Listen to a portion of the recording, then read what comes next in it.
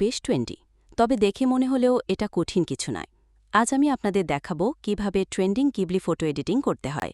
চলুন তাহলে শুরু করা যাক।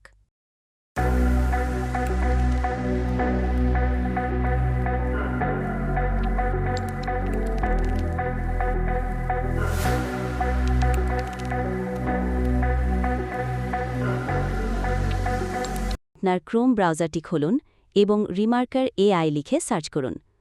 তারপর remarker.ai লিঙ্কে ক্লিক করুন। ওয়েবসাইটটি খোলার পর একটু নিচের দিকে স্ক্রোল করুন। সেখানে স্টুডিও গিবলি এআই জেনারেট নামে একটি অপশন পাবেন, তাতে ক্লিক করুন। এরপর আপলোড ইমেজ অপশনে ক্লিক করে আপনার পছন্দের একটি ছবি আপলোড করুন। এরপর জেনারেট অ্যানিমেতে ক্লিক করুন এবং কিছুক্ষণ অপেক্ষা করুন।